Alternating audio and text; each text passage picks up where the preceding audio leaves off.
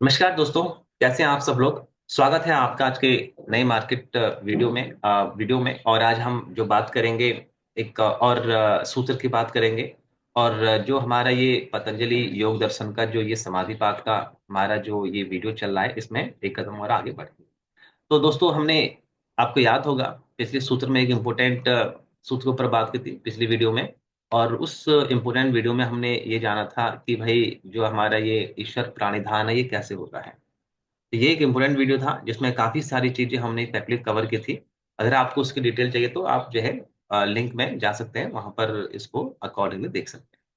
तो दोस्तों, अगर हम बात करें हमारे इस सूत्र की 28वें सूत्र की जो हमने पिछली वीडियो में कवर किया था, इसमें ईश्वर प्राणिधान का जो है तरीका अर्थ वो बताया गया था, किस तरीके से हम जो है ईश्वर की प्राप्ति कर सकते हैं और उसका मतलब क्या है। और बेसिकली उसमें ओम का क्या महत्व है। ओम हमारे इस सनातन धर्म में, हिंदू धर्म में और ईश्वर प्राप्ति का एक महत्वपूर्ण साधन है। और असल में ओम ही ईश्वर का नाम है। तो इस ओम का चिंतन मंथन कैसे करना है वो हमने पिछले सूत्र में इसकी बात की थी। आज के सूत्र में हम जो है थोड़ा-सा आगे जाएँगे और जानने की कोशिश करेंगे कि अगला जो सूत्र है, सूत्र नंबर 29, ये हमें क्या बता रहा है और इसका इफेक्टिवली मतलब क्या है। तो अगर हम बात करें सूत्र नंबर 29 की, महर्षि पतंजलि का जो समाधिपाद है उसका पहला अध्याय। और सूत्र नंबर 29, इसमें महर्षि पतंजलि कहेंगे तत् प्रत्यक चेतना अधिगमोप्यंतराया भावश्च। यानी कि जब हम ईश्वर प्राणिधान करते हैं, तो ज़ाहिर-सी बात है ईश्वर प्राणिधान से हमें ध्यान, समाधि और ईश्वर की प्राप्ति तो होती ही है। साथ में इस ईश्वर प्राणिधान से जो योग के विभिन्न प्रकार के विघ्न होते हैं, अंतराय होते हैं। योग करते हैं तो हमें अलग-अलग तरह के जो विघ्नों का सामना करना पड़ता है, अलग-अलग तरह की प्रॉब्लम्स हमें फेस करने पड़ते हैं बीइंग आपका योगी।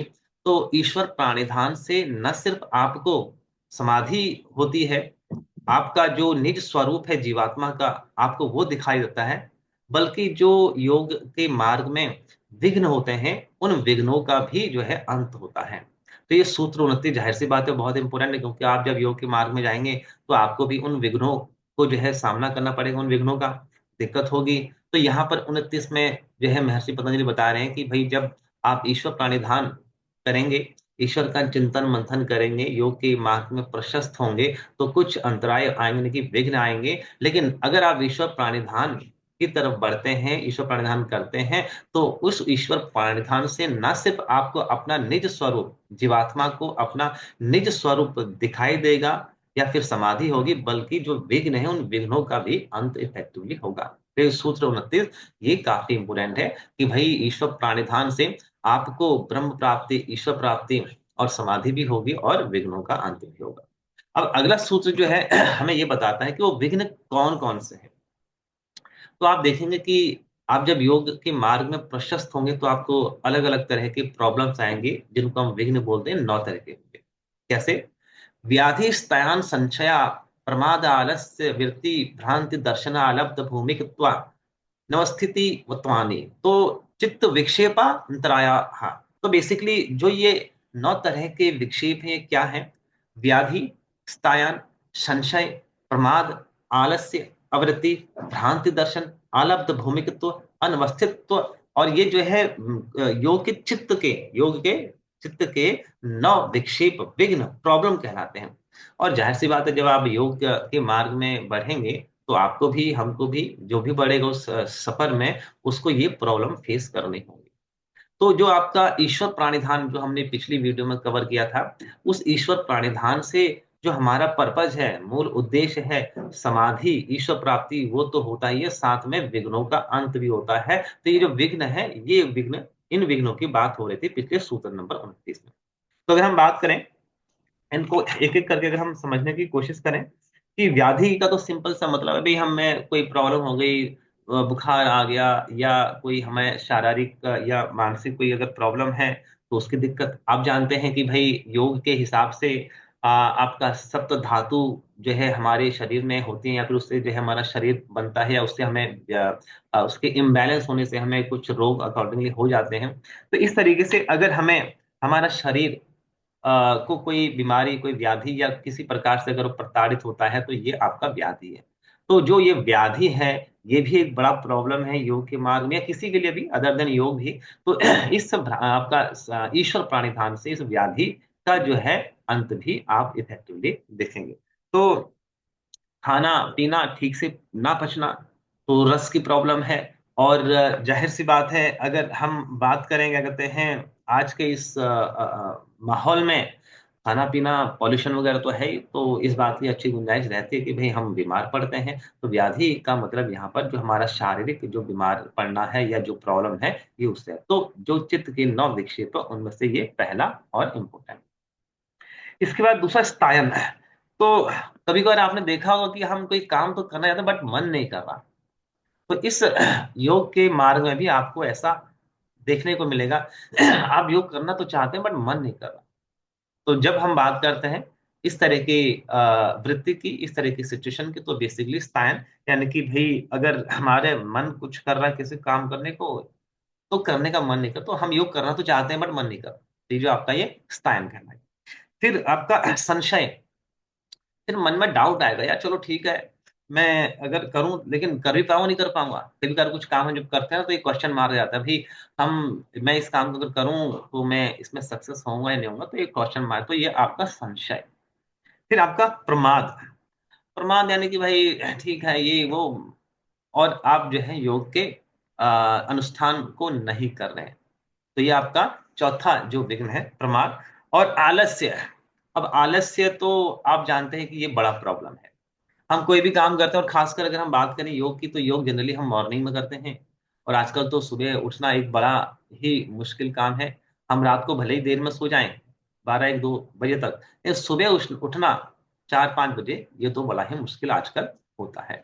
हालांकि हम पहले ही सुनते थे early to bed and early to rise वाला जो कहावत है, अब वो हिसाब किताब उल्टा हो रहा है। लेकिन अगर आप बात करें, अगर आप मॉर्निंग में सुबह जल्दी उठ जाते हैं, तो एक चीज ध्यान रखना दोस्तों, जो व्यक्ति मॉर्निंग में जल्दी उठ जाता है, वो बाय डिफॉल्ट जो है उसका जो शारीरिक जो क्रियाकलाप है वो बेटर होते हैं। वो भले ही योग ना करे, लेकिन अगर आप जस्ट उठ भर जाते हैं मॉर्निंग में, अर्ली मॉर्निंग 4 5 6 बजे, तो आप ये समझिए कि आप काफी हद तक बाय डिफॉल्ट ही फिट हैं। तो ध्यान रखना। और अगर आप इस पे सुबह उठ के योग भी करते हैं, फिर तो सोने पे सुहागा है। तो ये जो आलस्य है आजकल का एक बड़ा प्रॉब्लम है। और अगर मैं अपने हिसाब से बात करूं, जो मैं आजकल देख रहा हूँ, इवन सभी देख रहे होंगे, हम लोग आजकल, खासकर बच्चे लोग, रात को सोते हैं। हम भले ही खाना खा के बिस्तर पे 10 बजे सो जाएं, लेकिन लेट जाएं, लेकिन नींद वही 12 1 2 बजे तक आ रही है। क्यों? हम मोबाइल में ही लगे रहते हैं, और उस 2 3 घंटे में बेकार का ही टाइम बर्बाद करते हैं। उसके मुकाबले में अगर आप 10 साढ़े 10 बजे और इवन 11 बजे तक भी अगर आप सो जाते हैं, तो सुबह आराम से 5 बजे तो उठ ही सकते हैं। तो दोस्तों, ये जो आलस्य है, ये चाहे योग हो चाहे कोई भी काम हो, ये उसमें तो सबसे बड़ा रोड़ा है। तो मैंने जो जो है देखा या रियलाइज किया, अगर आप सुबह उठकर कोई योग या कोई भी फिजिकल एक्टिविटी नहीं करते, बस उठ जाते हैं, तो यही एक बड़ा जो है अचीवमेंट होगा। तो ये आलस्य जो ये अगला जो है आपका विक्षेप है। आवृत्ति। अब आवृत्ति का मतलब क्या है कि भाई मेरा इंटरेस्ट कभी कुछ ये खाने को कर रहा है, कभी उधर घूमने को कर रहा है, कभी ये, तो हमारे जो सेंसेस हैं अपने विषयों की तरफ जाते हैं। तो ये जो हमारा मन का अपने विषयों की तरफ जाना है या फिर बाहर की तरफ जाना है, भटकना है, ये आपका जो है आवृत्ति है। तो हमारा मन तो भटकने वाला ही है, इसका तो काम ही भटकने भटकाने का है। तो इसी मन को जो है कंट्रोल करना होता है। और इस मन को अगर आपने कंट्रोल कर लिया, तो आप कोई भी काम इफेक्टिवली कर सकते हैं। तो आवृत्ति ये जो है आपका अगला चित्त का विक्षेप। भ्रांति दर्शन। अब योग को बेकार की चीज जानना और योग के फलों को नहीं जो है रिकग्नाइज करना।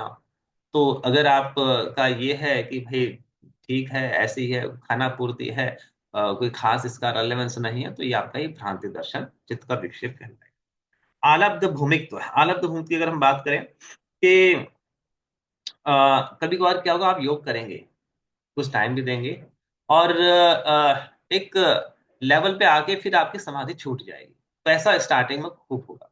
तो वहां पर जो है फिर जो है मन में एक थोड़ा सा दुख सा होगा। तो जब हम योग करते हैं और एक लेवल पे आके जो समाधि की अवस्था है उसको प्राप्त नहीं कर पाते हैं, तो आपका आलब्ध भूमित्व। और अनवस्थित समाधि भूमि को पाकर भी जो है आपका, हम समाधि में तो पहुंच गए, बट उससे पहले समाधि छूट गई। जो आपका लक्ष्य था जानने का, देखने का, समझने का, उससे पहले ही जो है समाधि फैक्ट्री छूट गई।